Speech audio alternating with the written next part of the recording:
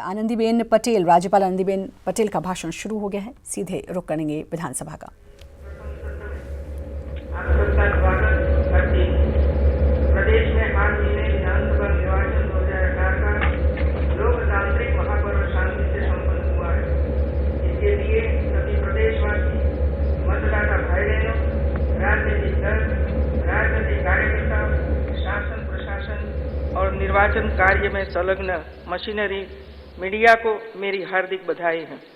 प्रदेश में निरंतर बढ़ता हुआ मतदान प्रतिशत विशेषकर महिलाओं द्वारा इस बात का द्योतक है कि प्रदेश में प्रजातंत्र की जड़ें मजबूत हुई हैं। मध्य प्रदेश में इस बार लोगों ने नई सरकार पर भरोसा जताया है। मुझे विश्वास है कि नई सरकार जन अपेक्षाओं और स्वयं को मिले जनादेश पर खरी उतरेगी।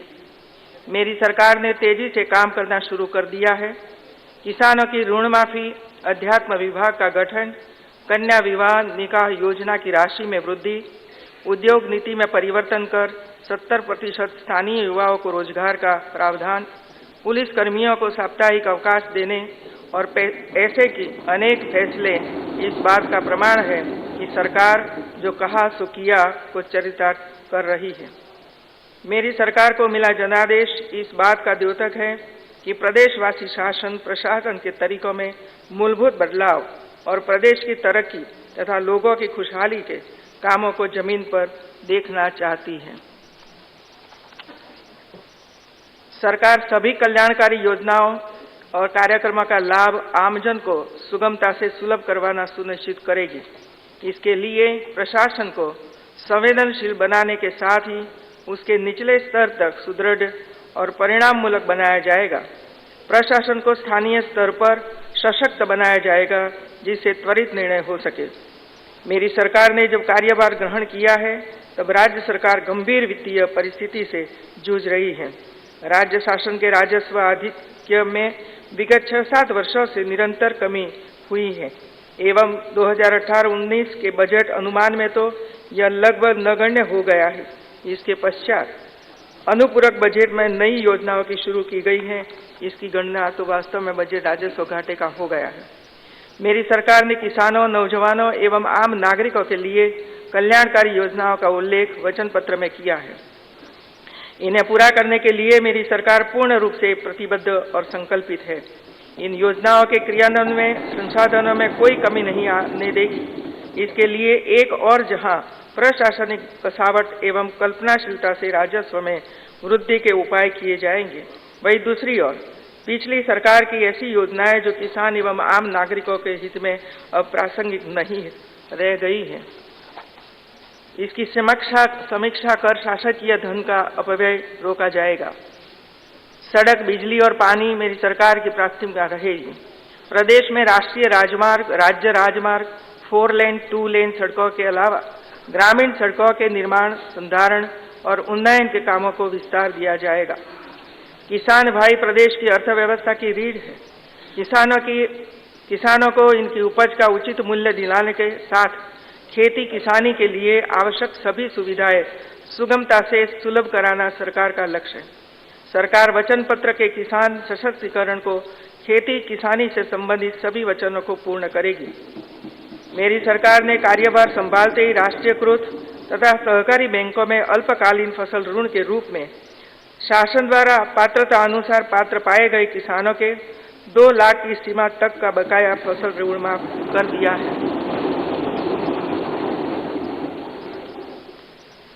मेरी सरकार ऊर्जा के क्षेत्र में प्रदेश को आत्मनिर्भर बनाने और निर्बाध बिजली आपूर्ति की व्यवस्था करेगी। इसके लिए निर्माणाधीन परियोजनाओं को तेजी से पूरा करने और नए संयंत्रों की स्थापना का कार्य किया जाएगा। गैर पारंपरिक ऊर्जा स्रोतों का पर्याप्त दोहन किया जाएगा।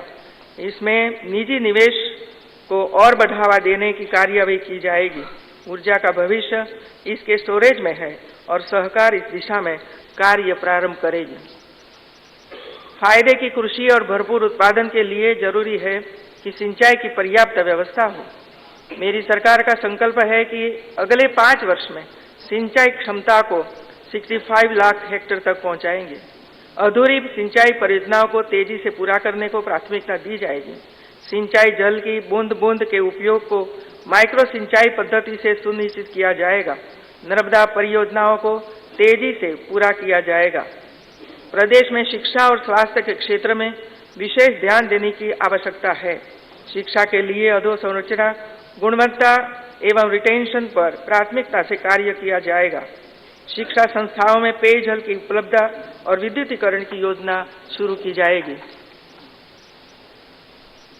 मेरी सरकार स्वस्थ प्रदेश मध्य प्रदेश की अवधारणा पर काम करेगी। जन जन तक स्वास्थ्य सुविधाएं उपलब्ध करवाने के लिए सुधारात्मक निर्णय लेगी। मातृ और शिशु मृत्यु दर कम करने के प्रयासों को सघन किया जाएगा। सभी स्तर की स्वास्थ्य संस्थाओं के साथ चिकित्सा महाविद्यालयों में भी समुचित अधोसंरचना और उपचार व्यवस्थाएं सुनिश्चित की जाएगी। अस्पतालों के प्रबंधन और संचालन को बेहतर बनाने हुए गुणात्मक सुधार किया जाएगा।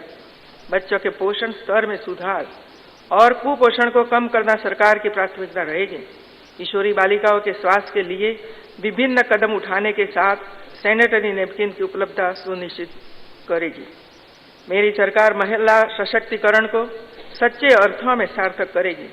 महिलाओं एवं बच्चों के विरुद्ध होने वाले अपराधों पर नियंत्रण एवं त्वरित कार्यवाही सुनिश्चित करेगी। मेरी सरकार अनुसूचित जाति, जनजाति और पिछड़े वर्गों के कल्याण के लिए कृत संकल्पित है। आदिवासी कला संस्कृति संरक्षण और संवर्धन को व्यापक स्वरूप दिया जाएगा। आदिम जाति मंत्रणा परिषद को प्रभावी बनाया जाएगा। विशेष पिछड़ी जनजातियों के सर्वांगीण विकास के बहुमुखी प्रयास किए जाएंगे।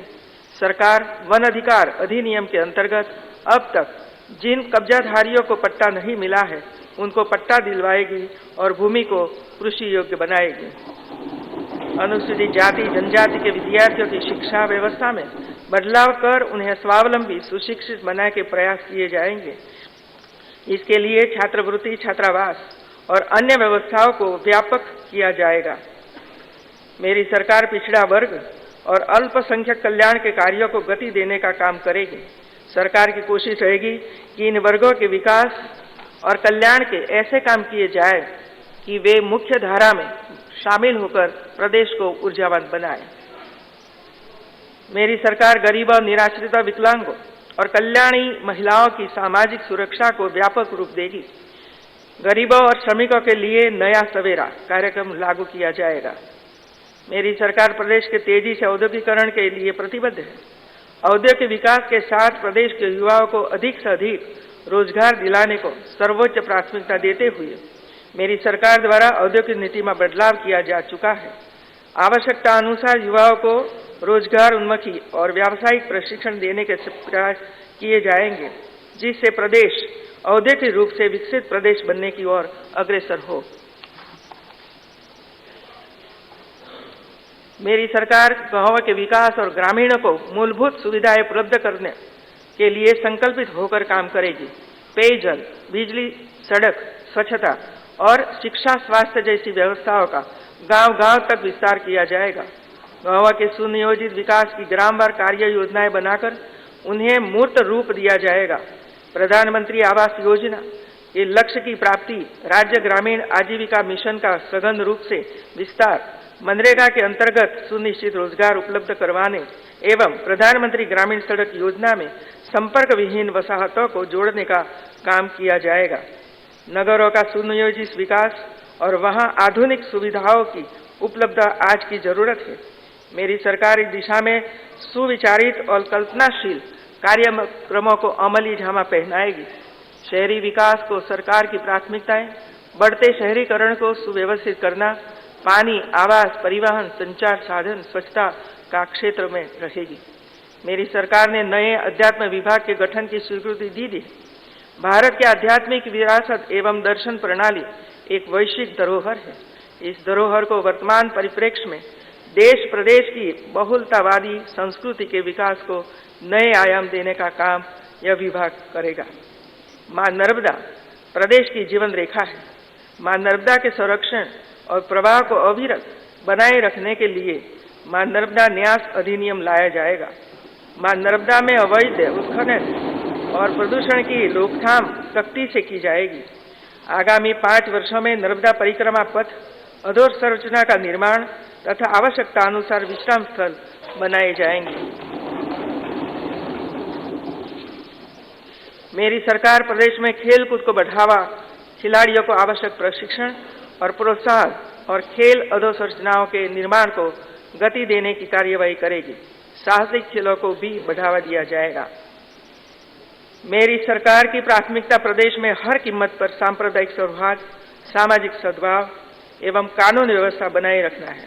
इसके लिए पुलिस बल में वृद्धि, पुलिस बल का मनोबल बढ़ाने, आधुनिक संसाधनों में लैस करने, पुलिस कर्मियों को साप्ताहिक अवकाश देने जाने, पुलिस आवास गृहों की आवश्यकता बढ़ाना, आधुनिक संसाधनों से लैस करने सहित सभी संभव उपाय किए जाएंगे। मेरी सरकार का रोड मैप और ब्लूप्रिंट वचन पत्र ही है और उसे आगामी 5 वर्षों में पूरी शिद्दत और प्राथमिकता से अमल में लाने के लिए सरकार संकल्पित है। मैं आप सभी की आभारी हूं कि आपने मुझे ध्यानपूर्वक सुना। मुझे उम्मीद है कि प्रदेश की समृद्ध लोकतांत्रिक परंपराओं के अनुरूप पक्ष विपक्ष दोनों प्रदेश हित में अपनी जिम्मेदारी का सक्षमता से निर्वहन करेगी। आप सभी अपने कामकाज से प्रदेश के विकास और प्रदेशवासियों की खुशहाली और समृद्धि की इमारत की मजबूत नींव जनता के सामने रखने के लिए सबका साथ सबका विकास का मंत्र लेकर चलना पड़ेगा। जय हिंद।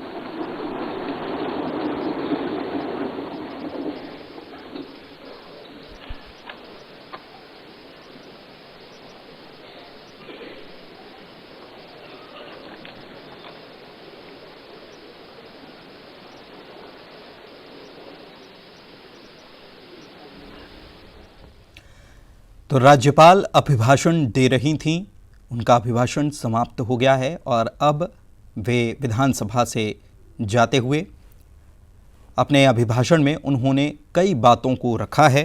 ऊर्जा के क्षेत्र में सरकार काम करेगी, महिलाओं और बच्चों की सुरक्षा का काम सरकार करेगी, वचन पत्र में जो वायदे किए गए हैं उनको पूरा करने का काम सबसे पहले सरकार करेगी।